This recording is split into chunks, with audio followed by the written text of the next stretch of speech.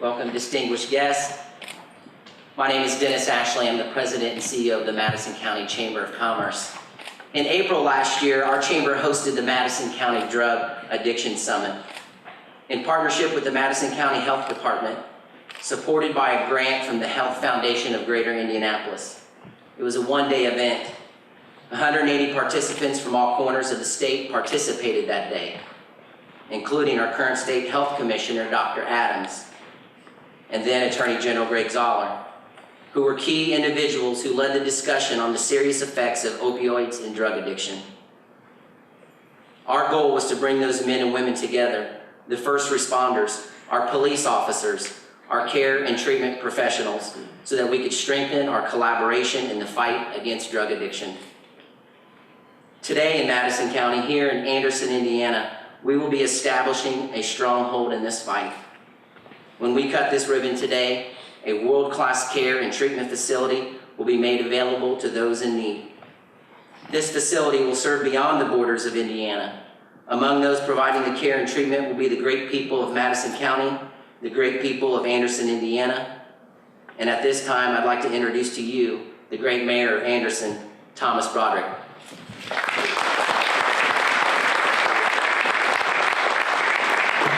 Thank you, Dennis. Good morning, ladies and gentlemen. Beautiful day outside. We are so privileged today to be standing here in this exceptional facility that's going to be bringing some great needed help to so many throughout, not just locally, of course, but throughout really the country who are seeking assistance with addictions that have a hold of them. And we're so fortunate today to have the exceptional dignitaries that have come to join us, particularly our Governor Holcomb, who has taken time out of his busy schedule. I know, as we all do, that folks that hold his position are constantly under the gun to be somewhere and to do something.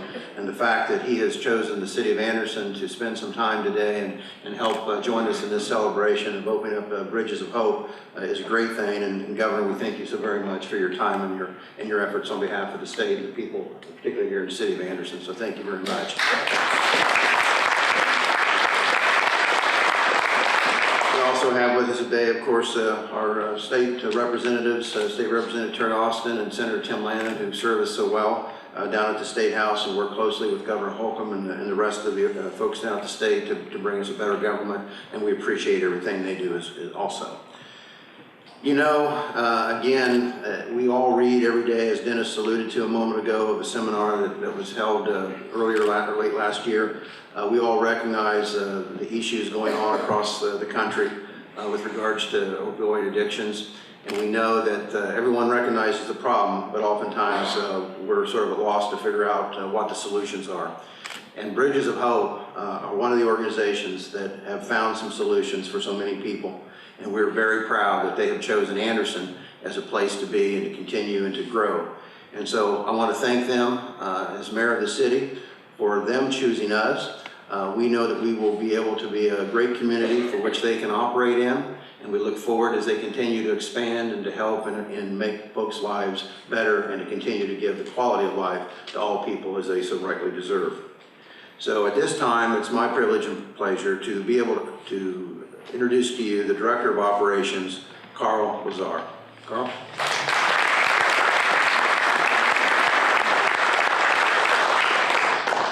Thank everyone for being here today. I'd like to start by thanking a few people. First and foremost, Paul Kozel, our founder. He had faith in us to make this a reality. Two guys I want to call up on stage. This is James Sanchez, our superintendent, and Adrian Rosley, our director of client programming. They moved up here from Florida, and what you see today is because of a team effort that they spearheaded with me. I'd like to thank my beautiful fiance and daughter for being willing to move to Indiana. A lot of people called me crazy, but I knew I was being called here. I would like to thank the entire Bridges of Hope team. You guys keep this place running smoothly every day, and it's much appreciated. Lastly, I'd like to thank Eric Hamilton and his family. He was the first man we met when we moved up here. He's made us feel welcome in Anderson and introduced us to many caring people in the community. So that's much needed. A little bit about here and how it came to be. This is the 4th facility I've helped develop in the past 5 years. About a year ago, I met with a lot of local officials throughout the state.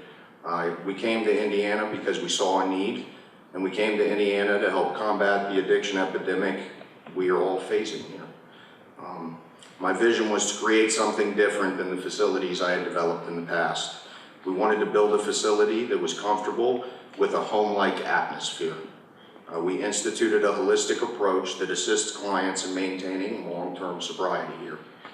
We at Bridges of Hope are blessed to have acquired a beautiful building from the Madison Park Church of God. We've completed renovations where we can offer clients a weight room with cardio, the gymnasium we're currently in, and promote physical well-being. We also offer programming such as equine therapy, yoga, art therapy, and music therapy. Got that? He stays busy. To promote the emotional and psychological wellness of the clients. We've assembled a fantastic team of highly qualified professionals, hand-picked, that provide comprehensive evidence-based treatment. We're currently in the process of acquiring an additional property in Anderson that will house our transitional living program as they step down from here. Our goal is to continue ongoing support to ensure the success of our clients. This facility currently is a 29-bed facility that offers detox, residential, day treatment, and outpatient levels of care for the clients. We're proud to be a part of the Anderson community, and we look forward to becoming active while supporting the local organizations that have supported us. We strive to develop additional relationships as we move forward towards common goals of promoting recovery, health, and quality of life for all the residents of Madison County and the state. I want to thank everyone here for showing up and being a part of this. Now I get to introduce the man that has made this venue what it is. It's our CEO, Carl Waterman. Carl Waterman was one of the first people I met on my trips to Indiana. His passion for the field is definitely unparalleled. He has a master's degree in psychology, and he also runs a faith-based nonprofit that provides support for people suffering from substance use disorder. He serves as a member on the board of directors for Mental Health America of Putnam County, and the list could go on. I could talk about him all day. But I'm blessed to have him as a part of this team and our CEO.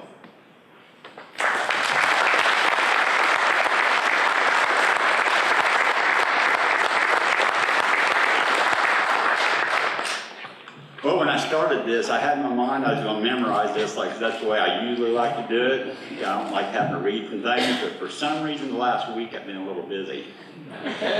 So you're going to have to bear with me so I can keep track of my thoughts here. But I want to thank all of those who supported us since we began this journey. The support we've received from the Anderson community has been almost overwhelming. We cannot express how grateful we are to you for all your support and how proud we are to call Anderson our corporate home. We look forward to expanding our services not only in Anderson but throughout the great state of Indiana. As Governor Holcomb stated in his state address, deaths from drug overdoses have increased by 500% since 2000, and Indiana is ranked 15th in the nation in overdose fatalities. The epidemic we are facing right now has devastated families, communities, and has overloaded our healthcare system, our government agencies, and our correctional system. Clearly, the approaches that we've used in the past have fallen short of our goals of eliminating this destruction to our society.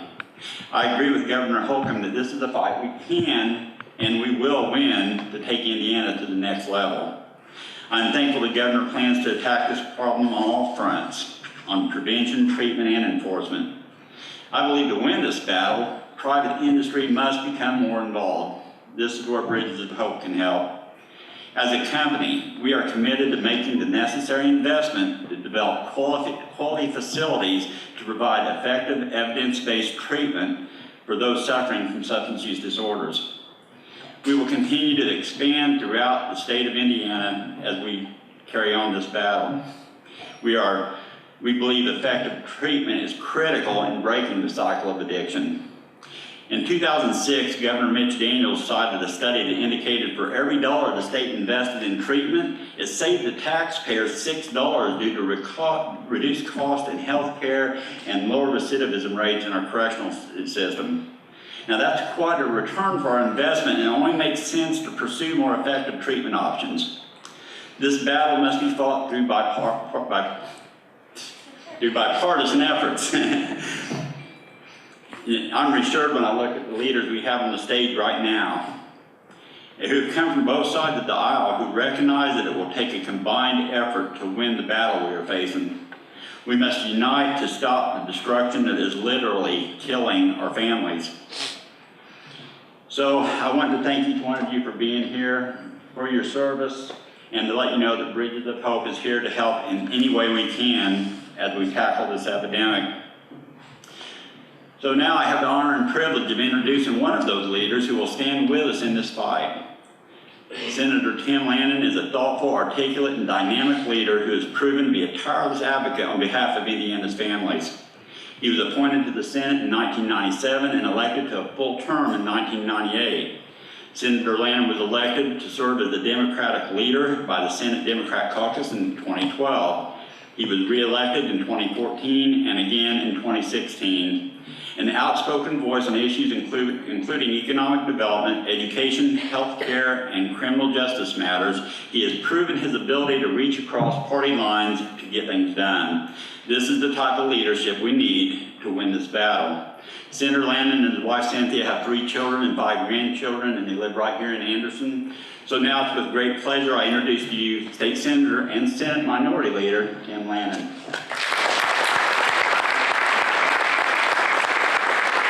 Thank you, Carl.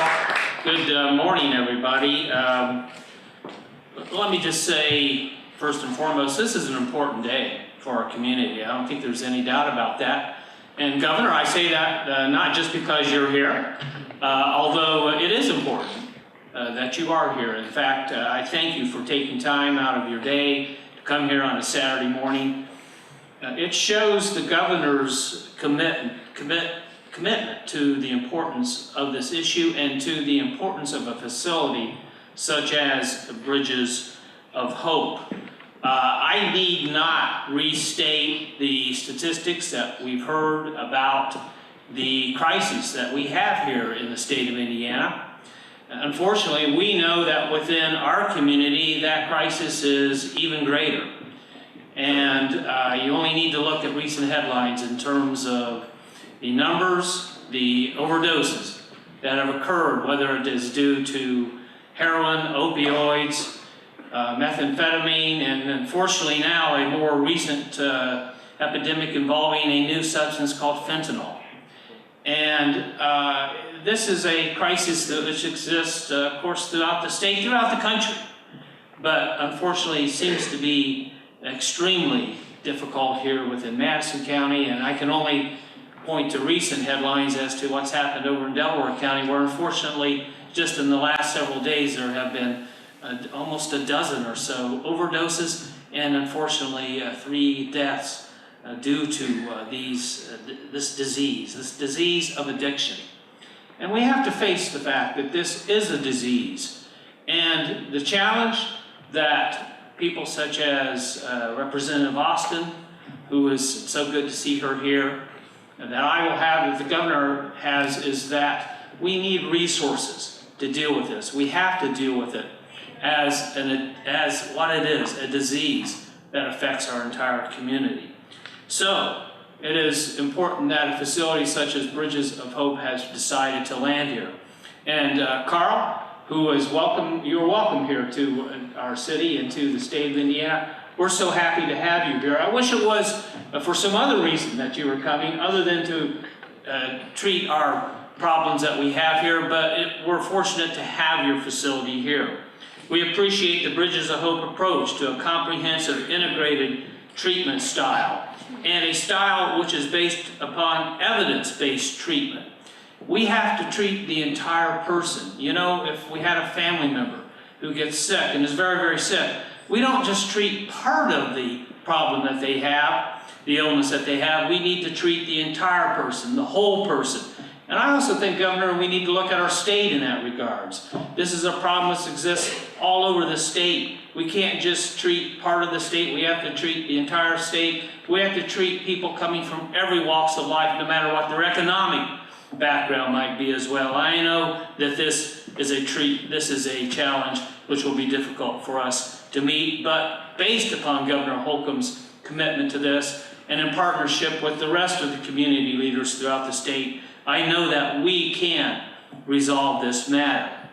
Finally, I want to say something about maybe the people who are in this room, and those are the people that we're going to be treated, the members of our community that need this service right here. So often I know that those people who suffer from chemical dependence and other dependencies, they feel isolated, they feel ashamed, they feel lonely. The message that we want to send today is you're not alone. We love you in this community, we embrace you, and we're going to treat you. We believe in you, we believe in your families, and we believe that through facilities such as the Bridges of Hope, you can defeat this disease of addiction and be a whole person and be a healthy person. Thank you so much for being here. We appreciate it. We look forward to working with you, and we look forward to making our community a whole and healthy place to live. Thank you very much.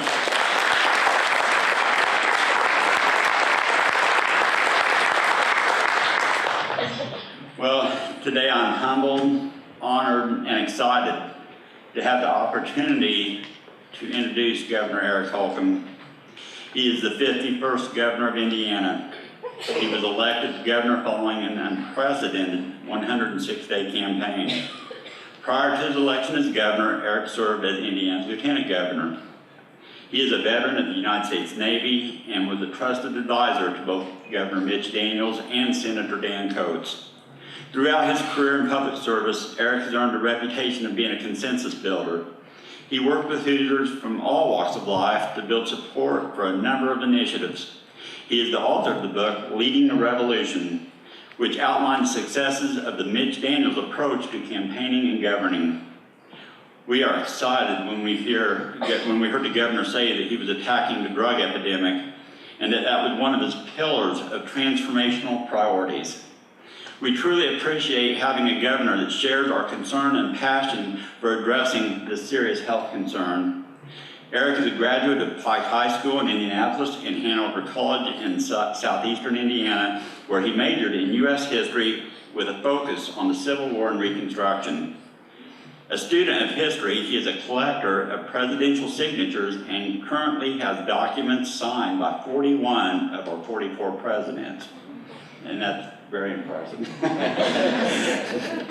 A lifelong Hoosier, Eric has traveled extensively through Indiana, and in the true spirit of being a Hoosier, Governor Holcomb is a fan of basketball, a former player himself, and has made a jump shot in each of the state's 92 counties.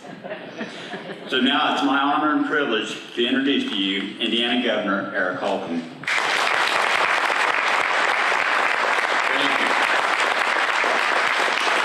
Let me just say at the outset, I don't have Washington, I don't have the first Adams, and I don't have Lincoln. Whenever that story is shared about which presidential signatures I don't have, and let me just correct the record in the introduction. I did not make 92 jump shots. I can't jump over a dime. But I did make 92 set shots, and sprinkled in there were some jump shots. What a truly inspiring day we have before us, and welcome to Indiana. There is a message in this all, I think. When you hail from Florida and you get a call to move to Indiana, surrounded by fish, you know, there was a message that was sent out to two individuals to go fish where they thought there were no fish. And they didn't, maybe at the time, understand how that was all going to turn out. But seeing you here in our state, you are where you're supposed to be. And hearing the theme of teamwork is as true then as it is now, and true now as it was then. So welcome, welcome, welcome. And thank you, Carl, and your team for all the work that you are doing, not just to save lives here in Anderson, but well beyond the city boundaries. Bridges of Hope, what a perfectly fitting name for the charge that you're leading, to really giving hope to folks that are in such desperate times, bridging that gap.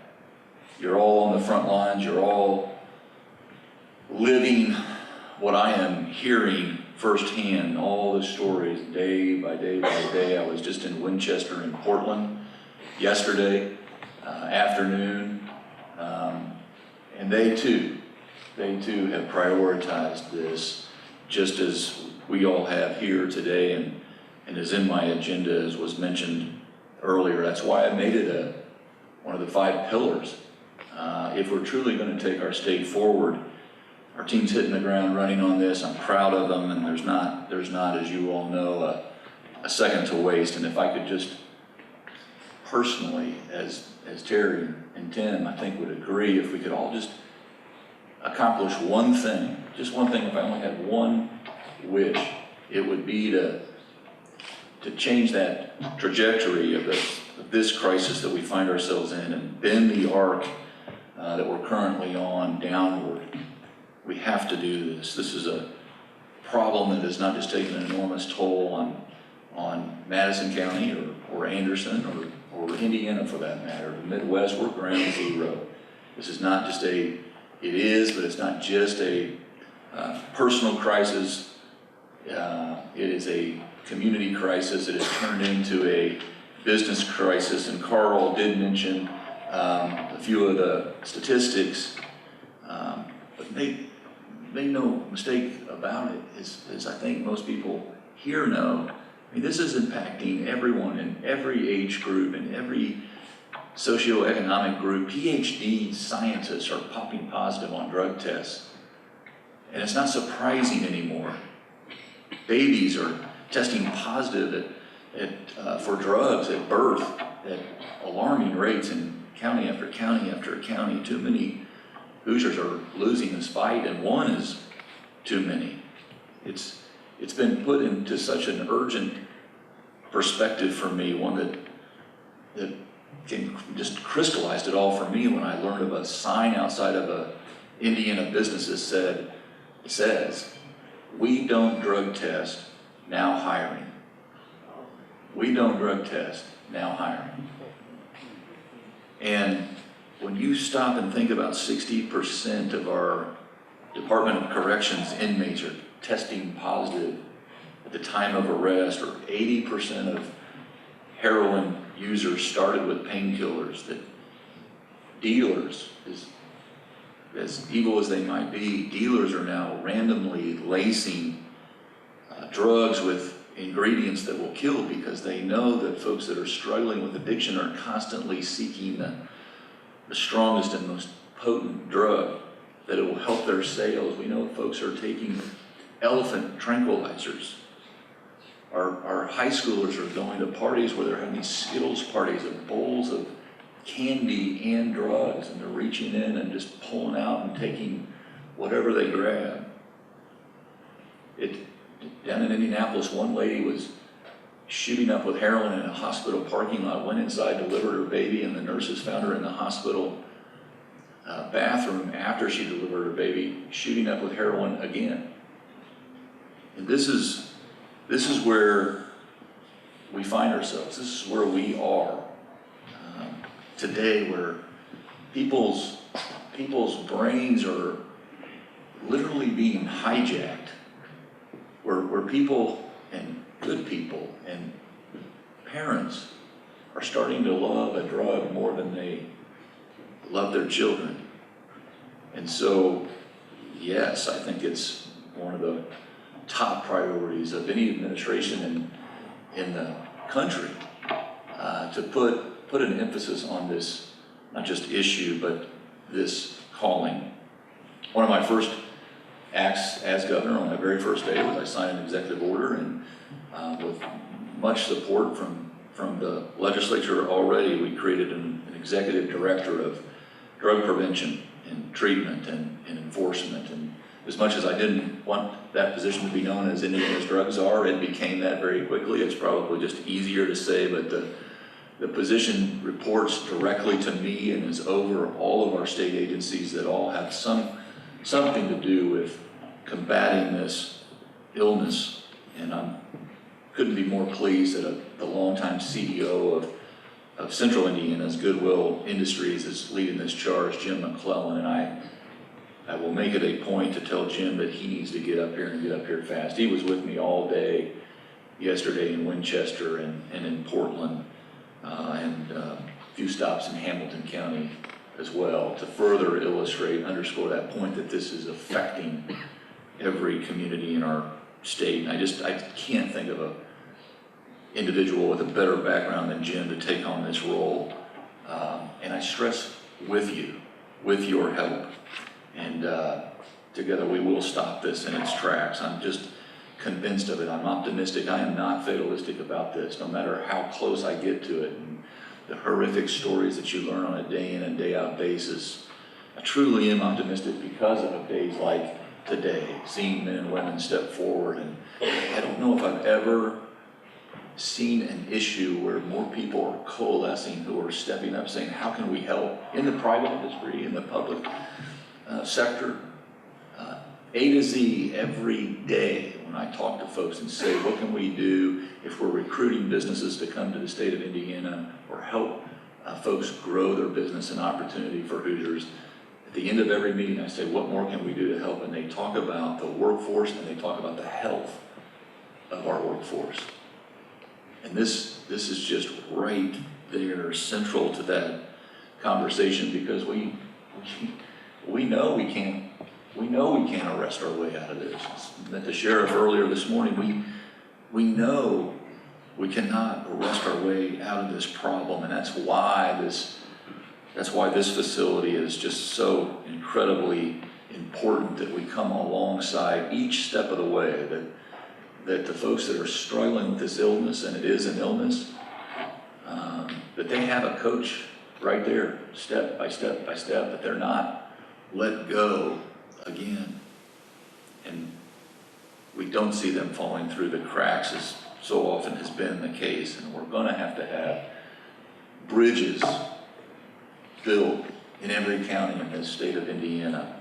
And so I'll say it again, and it's been said before, that it will take teamwork like the state of Indiana's never seen before. This is how we're built. This is in our DNA. When you stop and think about all the Hollywood movies that have been written, stories that have been written, and the movies that have been portrayed about who we are as a people, we're a pretty competitive lot as it is, and in the sports. And if you know the story of Madison, where boat racing occurs, there's a movie about that. If you know the Rudy, if you're into football, there's a movie about that. If you're into bicycling and cycling, there's Breaking Away down in Bloomington, and of course the best movie ever made, apologies to Ben-Hur, there's Hoosiers. And it's all about, the underdogs and rising up and playing by the rules and getting the basics right. And this is basic to who we are, is how we help our neighbor, those in need, and I mean every neighbor. So I just close by saying thank you profusely for what you are doing here. It's certainly inspiring, and there is no higher calling, and I'm honored to join you all today as you open this facility and encourage folks to walk through that door and get their life back on track. Thank you all very much.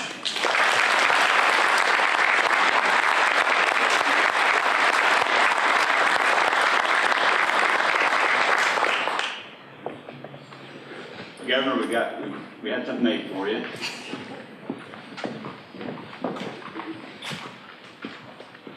In honor of your 5 pillars of transformational policy, you made this shirt. On the front, it has a pillar, and on that pillar is number 4, and above it has the words "We Are." At Bridges of Hope, we are number 4. And not only Bridges of Hope, but any organization, whether it's private, public, faith-based, nonprofit, if they're involved in this, they also are number 4.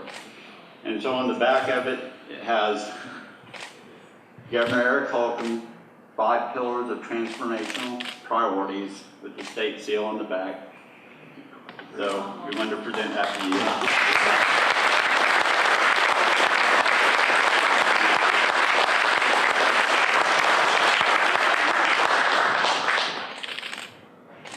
I will shoot some basketball with this. I'm going to go off script for just a minute here because I feel like I left an important part out. The governor mentioned, as far as this being a disease, I have so many people saying, well, it's just a choice. Yes, in the beginning it is. But I'm going to share a story with a man in treatment, and he gave me permission to share this, and if he was here, he'd share it with you himself. He's in recovery and has been for years now, that he was an IV heroin addict. And he told me about the story one time in downtown Indianapolis, wasn't a very good section of town. He got what they call dope sick, where the withdrawals kick in, or the pain kicks in, or the triggers kick in. And he didn't think he was going to survive long enough to get someplace where he could get some water for his rig, his syringe to inject the drugs. And he came upon a convenience store, and he just, relief, a bathroom, I'll get water. He busted in this door to find out that the sink was gone. It was capped off, and the only thing in this room was a toilet. So this man drew water out of the toilet of a convenience store to inject into his body so he would survive. No one can tell me that's a choice. No one's going to choose to inject toilet water from a convenience store bathroom into your veins. That just is indicative of the seriousness of this disease, of this disorder. It also is indicative of the challenges we face to help people overcome this. But the good news is that it can be overcome. In brain science, what we understand now, the brain is resilient. Where we thought at one time the damage was permanent, we know now it's not. The brain actually develops new neurons, new brain cells, new neurocircuits. But it all starts with getting them sober and getting them clean. The moment that starts, our brain starts healing. And now neuroscientists tell us in a 2-year period, we can have a functioning brain to the point where the chances of long-term sobriety is just dramatically increased. And that's why we at Bridges, that's why it's so important that we get this transitional living facility going. Because 30 to 45 days in this building is not going to do it. We need to get them somewhere else. Once they're in that facility, we want to get them hooked up with different agencies here in town. I had the privilege of attending 4 different luncheons this past week and got to meet wonderful people from different agencies here in Anderson that provide job training, will help you fill out a resume or interview skills. That's what has to take place on the next step. I'm going to do it personally. Faith is a big issue to me. Faith is very important in this. We are a holistic approach, and that's mind, body, and spirit. And I wanted to make this announcement as well because we are developing a faith-based track for our programming here as well. And so I want to give credit and thanks to the Madison Park Church of God, who has graciously volunteered to help us in the development of this track. So I just wanted to put that out there. That's something I definitely don't want to forget their support as we've made this transition. So now, the next person I'm introducing to you, his name's Paul Kozel. And this man, over the months, I've just grown such a tremendous amount of respect and admiration. He's a man that don't have to be doing this, but he chooses to do this because he truly wants to help people. The man has a very big heart, and I've grown to love him over the last few months that we've known each other. So I'm going to let him do some speaking now. So I'm going to introduce our founder, Paul Kozel.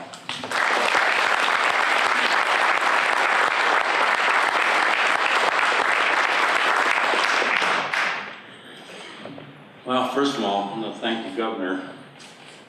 He's the second governor that I ever met. The first one was Mike Pence. A little story about Mike Pence. As we all know, he's our VP. I met Mike Pence when he was running for Congress. And he came to me in Muncie, Indiana. He said, Paul, what can you do to help me in my campaign? So I said, Mike, well, let's go to lunch at the Delaware Country Club. We went to the Delaware Country Club, and we had a nice lunch. It was St. Patrick's Day. I said, Mike, first of all, St. Patrick's Day, you don't have any green on. I think you need a tie or a handkerchief or something like that. We both laughed about it, we joked. And then we went out to eat our dinner. We had a little, gave him a little assistance in having a little buffet for him. But anyway, the last time I saw Mike, I saw him at an Annapolis Ball State game at a nice little picnic afterwards. And I've seen him one more time, and since that time I haven't seen him. But we all know how well he's done over the years. But I'm very proud of him becoming the vice president to have known him. And I'm glad to know a new governor. Well, I'm very proud to be helping a good cause in Indiana with Bridges of Hope. I came to Indiana with the Air Force in 1960. A little bit about my background. I was born in Pittsburgh, Pennsylvania, outside of Pittsburgh, Pennsylvania, attended University of Pittsburgh, graduated from University of Pittsburgh with a degree in chemistry, bacteriology, and the Air Force was good enough to send me to one-year electronics school and little nuclear training and so forth. So after the schooling, I went to the Air Force Academy. In fact, I taught at the Air Force Academy at Laurie Air Force Base, which was where the academy was stationed for the first 3 years. And they finally moved to Colorado Springs. Then I was assigned to Grissom Air Force Base, which brought me to Indiana. I spent about 6 years here at Grissom. As some of you may know, it's one of the most important bases in the country, where we had approximately 45 B-58s, 35 KC-135 refuelers, 20 base flight airplanes, and this was one of the bases that helped support the Cold War against the communists. Nevertheless, that was my introduction to Indiana, and I really enjoyed it very much. From Grissom, I went on to Vietnam about 1967, then to Taichung, Taiwan, Berlin, and then finally retired from the Air Force. Since that time, I've started a number of businesses, started some Pizza Huts, KFCs, did an international business, Magna, which made infrared heaters. It went on to another company called Environmental Resources, where you use that technology to deband solid tires. So nevertheless, the more important thing I did after that, I developed the first cellular system in Northeast Texas and in Arkansas. There were 432 RSAs, rural statistical areas, and so we were very instrumental in building the cellular business. We did that for 10 years and finally sold out to Verizon. Now I'm proud to say I'm here and we're developing this new business, Bridges of Hope. This will be the best and greatest thing I think I've ever done to improve many lives. Personally, I've had some drug addiction problems within my family. I had a beautiful daughter, 33 years of age, who was a drug addict in San Francisco. And I went out to see her and I talked to the doctor. And I asked the doctor what was the cause of her death. He says, well, her aorta to her heart was like crumbly cheese due to addiction. And needless to say, she died a little later. So drugs is an important part in all of our lives. We've seen people who had problems like this or similar. Lastly, I want to thank the Madison Church of God for assisting us in obtaining the property and supporting our cause. Finally, I want to thank my staff for all they've done and what they're going to do. But first, I want to tell you another little story. On my way up here, I was reading the Barron's Financial newspaper, and what caught my eye was an article about Warren Buffett and Bill Gates. And every morning, Warren Buffett would get $2.69 or $2.99 from his wife. She'd put in his little cup in the car, and he'd go to McDonald's and get what do you call them, the little big muffins. Now here's a man, he's probably one of the wealthiest men in the world, and he's eating McMuffins every day. So I thought that's pretty frugal. But the article went on a little further, which I thought was more interesting. Bill Gates' father had the two of them, Bill Gates and Warren Buffett, at a little gathering, and he asked both of them, write down in one word why you were so successful. So they wrote down one word. That one word was focus. Focus. Now that impressed me, that they came down to the same exact word, not knowing what each one was going to do. So I want to say, this is what my staff has done. Focus. They've worked so darn hard putting this thing together, and they're going to continue to focus on all of our problems that some of our people have. So I want to thank them all for the hard efforts and work they've done. So thank you all for coming.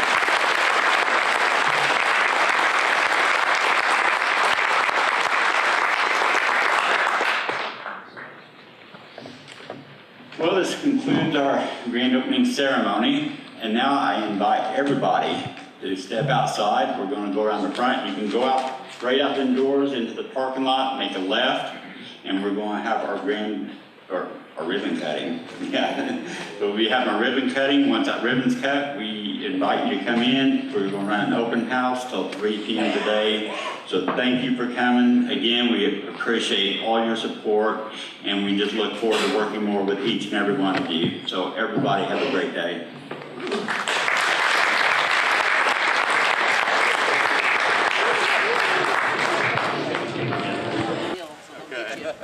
Get some pictures.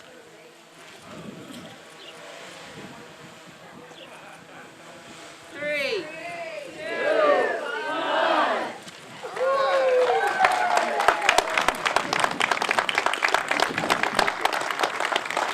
Congratulations.